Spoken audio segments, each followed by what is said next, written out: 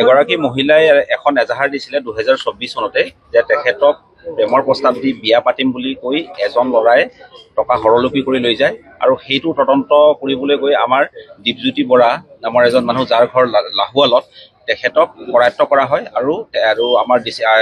ভঙাগড় থানাত এটা কেছ এটা ৰেজিষ্টাৰ হৈছিলে 134/24 সেই কেছটো সংক্ৰান্তত তেখেতক এৰেষ্ট কৰা হয় আৰু তদন্তকালত গম পোৱা গ'ল যে তেখেতে বিভিন্ন ডেটিং এপ যেনে এইল টিণ্ডাৰ ট্ৰুলি মেডলি সেইবিলাকৰ জৰিয়তে ফিনান্সিয়েলি চাউণ্ড আৰু হাজবেণ্ডৰ পৰা ডিভোৰ্চ হোৱা বা ছেপাৰেট হৈ থকা মহিলাক প্ৰেমৰ প্ৰস্তাৱ দিয়ে বিবাহৰ প্ৰস্তাৱ দিয়ে আৰু যেতিয়া তেওঁলোকৰ মাজত সম্পৰ্কৰ গঢ় লৈ উঠে তেওঁ টকা ধাৰে বিচাৰে টকা ধাৰে লোৱাৰ পাছত তেখেতে মানুহটো নোহোৱা হৈ যায় আৰু সেই কমপ্লেইনটোৰ ওপৰত ভিত্তি কৰি তেখেতক আটক কৰা হয় আৰু তেখেতক আটক কৰাৰ পাছত তেখেতৰ হাতৰ পৰা যথেষ্ট সংখ্যক বেংকৰ পাছবুক পোৱা গৈছে চেক পোৱা গৈছে আৰু ক্ৰেডিট কাৰ্ড কিছুমান পোৱা গৈছে ডেবিট কাৰ্ড কিছুমানো পোৱা গৈছে কিমান টকা আচলতে এনেকে ল'লে তেওঁ এজনী মহিলাৰ পৰা 16 লাখ টকা লৈছিলে সৰ্বমুঠ তেখেতে কোৱা মতে প্ৰায় 45ৰ পৰা 50 লাখ টকা প্ৰায় 10জনী মহিলাৰ পৰা তেখেতে লৈছিল মানে বিবাহিত মহিলাসকলক টাৰ্গেট কৰে তেখেতে বিবাহিত বুলি নহয় মানে যিবিলাক ডিভোৰ্চড বা হাজবেণ্ডৰ পৰা ছেপাৰেট হৈ থাকে আৰু ফিনান্সিয়েলি চাউণ্ড থাকে তেখেতক তেওঁ মানে প্ৰেমৰ প্ৰস্তাৱ দিয়ে সেই ডেটিং এপৰ জৰিয়তে আৰু তাৰপাছত সম্পৰ্ক গঢ় লোৱাৰ পাছত পইচা বিচাৰে পইচা যেতিয়া তেখেতে পাই যায় তাৰপাছত তেখেতে মানুহটো পইচাখিনি লৈ নোহোৱা হৈ যায় আৰু তেওঁ বিবাহিত নে তেখেত বিবাহিত বুলি এতিয়ালৈকে গম পাইছো বাকীখিনি আৰু তেখেতে মানে তেওঁলোকক কনভিন্স কৰাবৰ কাৰণে নিজে এখন গাঁওবুঢ়াৰ পৰা বনোৱা এখন ভুৱা ডিভোৰ্চ চাৰ্টিফিকেট এখন লৈ কৰি থাকে তেখেতে বেচিকেলি এজন প্ৰবঞ্চক হয় মাজে মাজে 2-এজনক মহিলাক তেখেতে গৈ কিনে ONDC চাকৰি কৰোঁ বুলি কৈছিলে কিন্তু বেচিকেলি তেখেতে এজন প্ৰবঞ্চকে কোম্পানীৰ কাম কৰে নেকি কোনো কোম্পানীৰ কাম নকৰে তেখেত গুৱাহাটীত লাষ্ট 3.5 বছৰৰ পৰা আছে কিমান গৰাকীক মানে এতিয়ালৈকে ঠগিলে বুলি তেখেতে 10 গৰাকী মহিলাক ঠগিছে কমপ্লেইন আৰু আহিছে নেকি কমপ্লেইন বেলেগ কমপ্লেইনটো আহিছে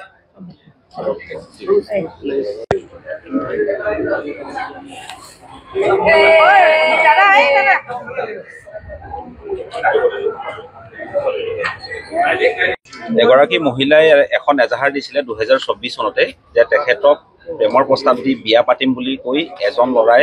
টকা হৰলুপি কৰি লৈ যায় আৰু সেইটো তদন্ত কৰিবলৈ গৈ আমাৰ দীপজ্যোতি বৰা নামৰ এজন মানুহ যাৰ ঘৰ লাহোৱালত তেখেতক কৰায়ত্ব কৰা হয় আৰু আমাৰ ভঙাগড় থানাত এটা কেছ এটা ৰেজিষ্টাৰ হৈছিলে 134/24 সেই কেছটো সংক্ৰান্তত তেখেতক এৰেষ্ট কৰা হয়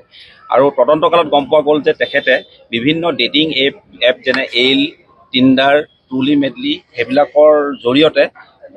ফিনান্সিয়েলি চাউণ্ড আৰু হাজবেণ্ডৰ পৰা ডিভোৰ্চ হোৱা বা ছেপাৰেট হৈ থকা মহিলাক প্ৰেমৰ প্ৰস্তাৱ দিয়ে বিবাহৰ প্ৰস্তাৱ দিয়ে আৰু যেতিয়া তেওঁলোকৰ মাজত সম্পৰ্কৰ গঢ় লৈ উঠে তেওঁ টকা ধাৰে বিচাৰে টকা ধাৰে লোৱাৰ পাছত তেখেতে মানুহটো নোহোৱা হৈ যায় আৰু সেই কমপ্লেইনটোৰ ওপৰত ভিত্তি কৰি তেখেতক আটক কৰা হয় আৰু তেখেতক আটক কৰাৰ পাছত তেখেতৰ হাতৰ পৰা যথেষ্ট সংখ্যক বেংকৰ পাছবুক পোৱা গৈছে চেক পোৱা গৈছে আৰু ক্ৰেডিট কাৰ্ড কিছুমান পোৱা গৈছে ডেবিট কাৰ্ড কিছুমানো পোৱা গৈছে কিমান টকা আচলতে এনেকে ল'লে তেওঁ এজনী মহিলাৰ পৰা 16 লাখ টকা লৈছিলে সৰ্বমুঠ তেখেতে কোৱা মতে প্ৰায় 45ৰ পৰা 50 লাখ টকা প্ৰায় 10জনী মহিলাৰ পৰা তেখেতে লৈছিল মানে বিবাহিত মহিলাসকলক টাৰ্গেট কৰে তেখেতে বিবাহিত বুলি নহয় মানে যিবিলাক ডিভোৰ্চড বা হাজবেণ্ডৰ পৰা ছেপাৰেট হৈ থাকে আৰু ফিনান্সিয়েলি চাউণ্ড থাকে তেখেতক তেওঁ মানে প্ৰেমৰ প্ৰস্তাৱ দিয়ে সেই ডেটিং এপৰ জৰিয়তে আৰু তাৰপাছত সম্পৰ্ক গঢ় লোৱাৰ পাছত পইচা বিচাৰে পইচা যেতিয়া তেখেতে পাই যায় তাৰপাছত তেখেতে মানুহটো পইচাখিনি লৈ নোহোৱা হৈ যায় আৰু তেওঁ বিবাহিত নে তেখেত বিবাহিত বুলি এতিয়ালৈকে গম পাইছো বাকীখিনি আৰু তেখেতে মানে তেওঁলোকক কনভিন্স কৰাবৰ কাৰণে নিজে এখন গাঁওবুঢ়াৰ পৰা বনোৱা এখন ভুৱা ডিভোৰ্চ চাৰ্টিফিকেট এখন লৈ কৰি থাকে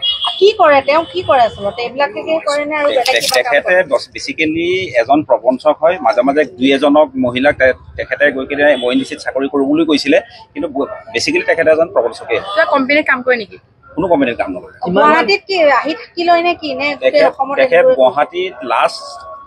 3.5 বছৰৰ পৰা আছে কিমান গৰাকীক মানে এতিয়ালৈকে ঠগিলে বুলি তেখেতে 10গৰাকী মহিলাক ঠগিছে। কমপ্লেইন আৰু আহিছে নেকি ইয়াক হোৱা অৱস্থাত? কমপ্লেইন বেলেগ কমপ্লেইনটো আহিছে।